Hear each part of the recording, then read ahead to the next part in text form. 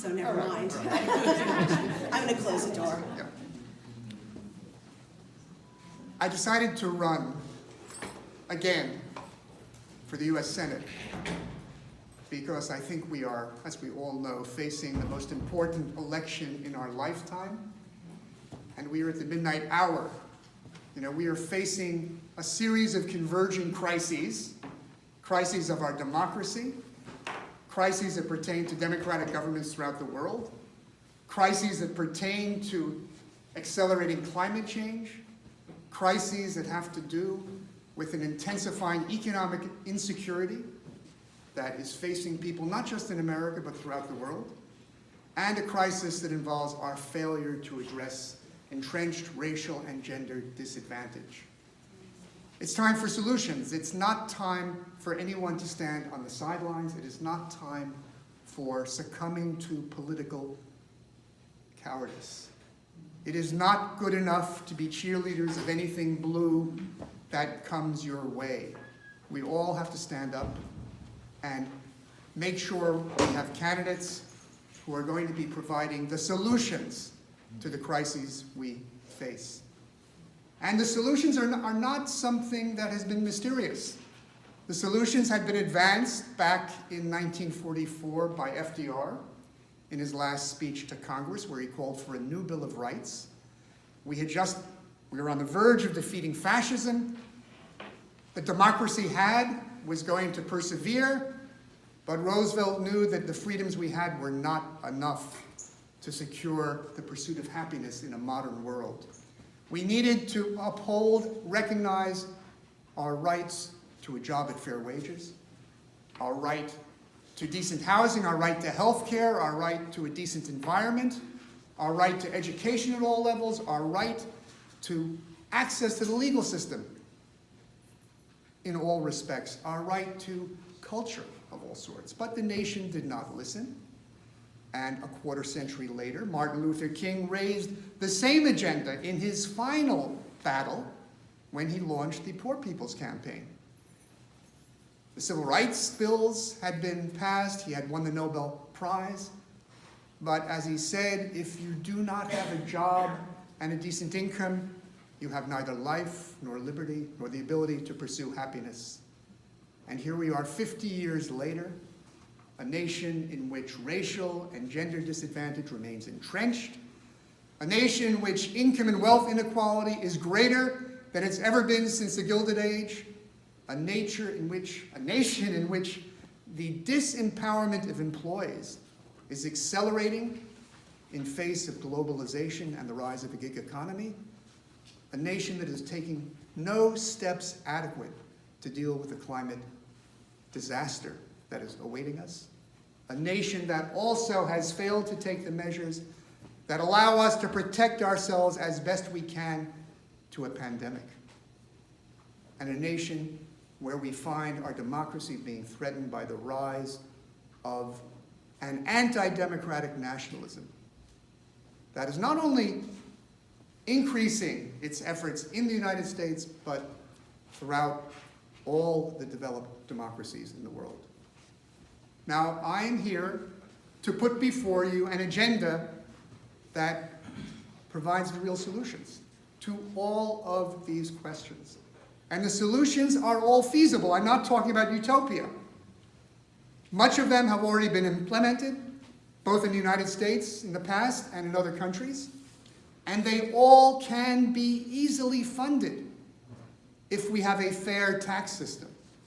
And a fair tax system is one that uses public resources to uphold our freedom, and it makes the burden of taxes fall on those on whose taxes will have the least impact in restricting their opportunities. And everything I'm going to propose are policies that not only have vast savings, but can be supported by a highly graduated income and wealth tax that falls exclusively on the top 10%, and particularly the top 1%, allowing us to get rid of payroll taxes, to get rid of corporate taxes, to have total federal tax relief of the bottom 90%. Now, where do we start? We start, first of all, by recognizing and fulfilling the right that is ground zero of economic independence and security. And that's the right to a job at fair wages. Now, some of us can try to earn a living as an entrepreneur or a landlord, but you know if you're doing that, that if you fail, you're going to have to rely upon the one thing all of us have once slavery has been abolished: ownership of our labor power. Ultimately, the last resort for our economic independence is being able to have a job, but you need an employer to give you a job. And the market is never capable of providing any guaranteed full employment. And even in the time when we thought that we were suffering from, or I shouldn't say suffering, enjoying low unemployment, 3%, that still amounted to over 5 million people unemployed. An additional 4.5 million had part-time jobs when they wanted full-time jobs. Many millions more did not have any jobs because they'd given up and they weren't part of the statistics. And then we all know that in minority communities, the unemployment rate is double that. But now, with the racing pandemic that we are facing, there's an economic crisis looming where we're not going to remain at 3% unemployment. Many, many people are going to be losing their jobs in the weeks and months to come.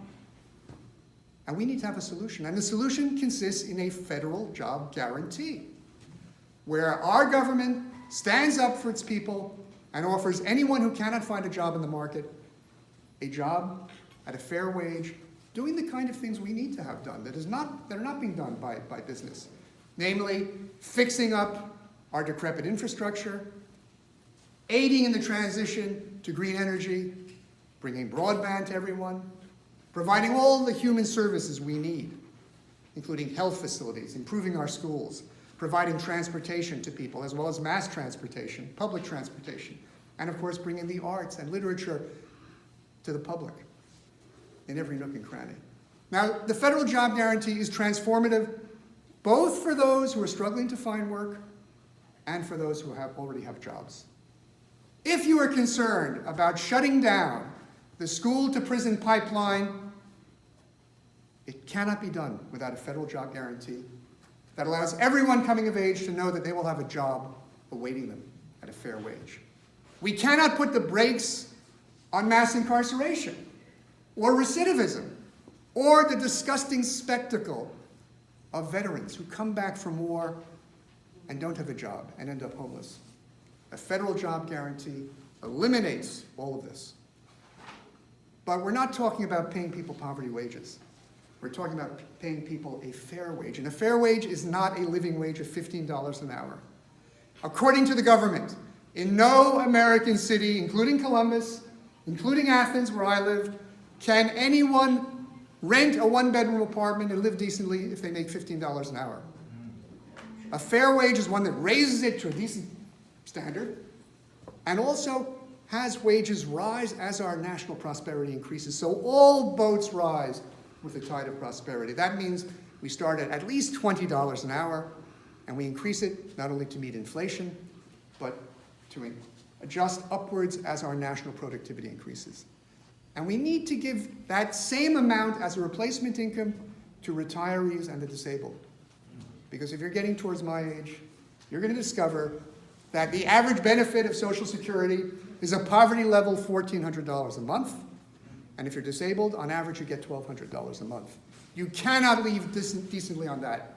If we raise the bottom to $20 an hour, that's $41,600 a year.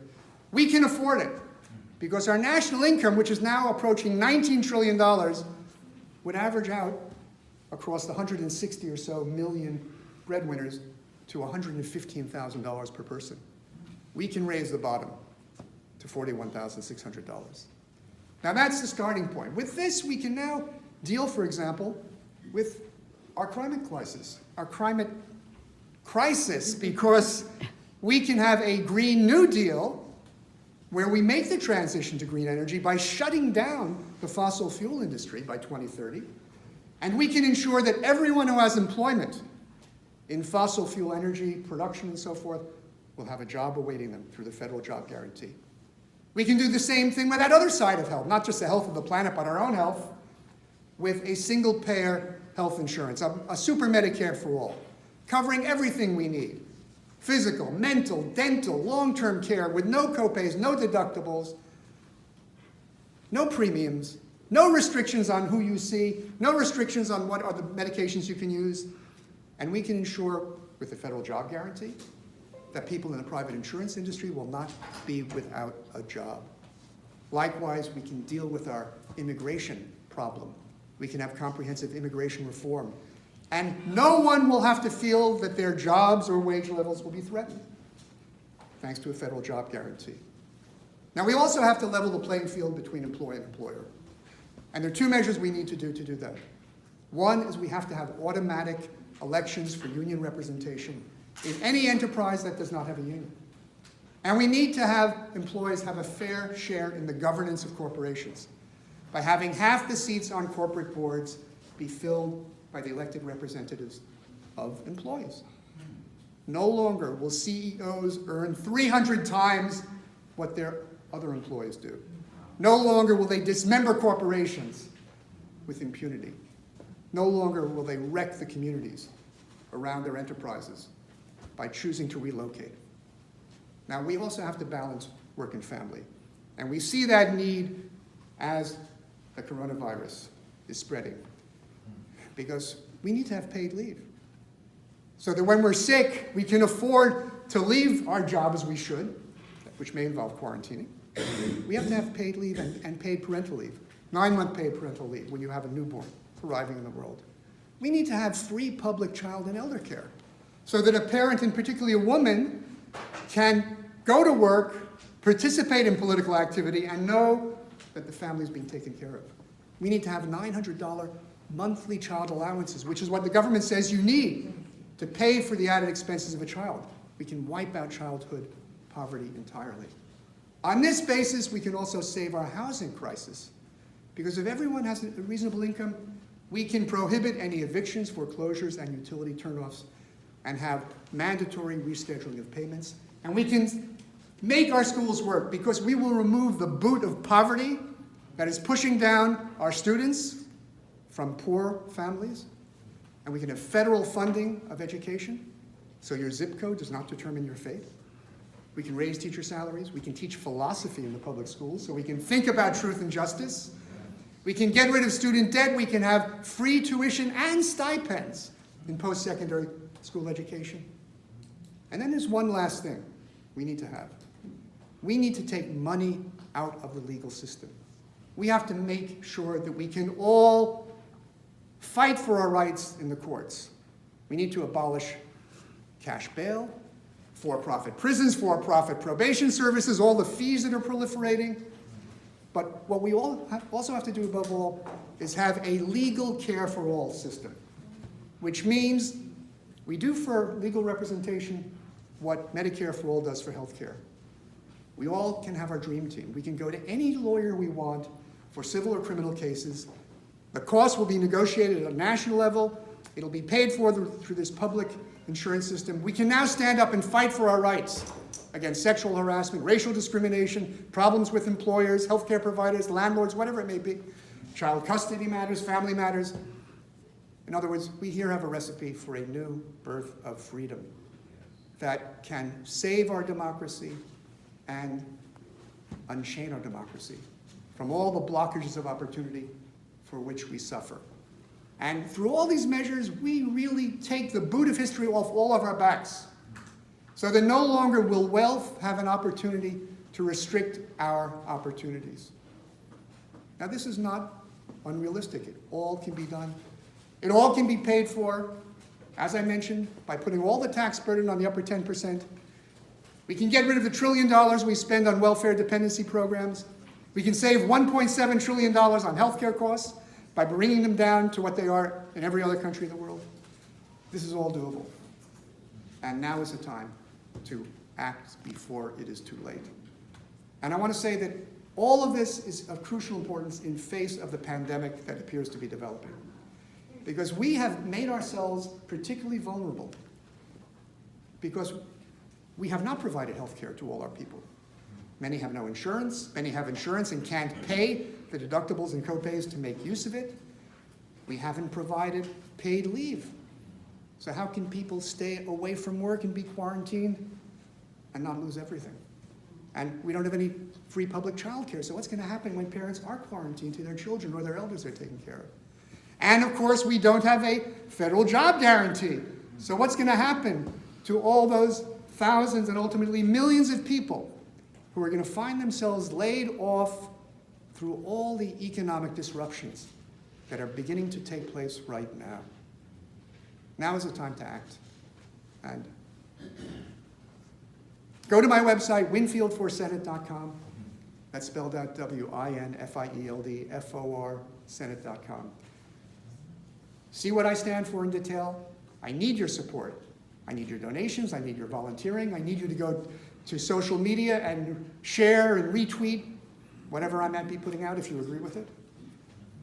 And I hope that you will grill me mercilessly in the discussion that follows. So thank you. Thank you.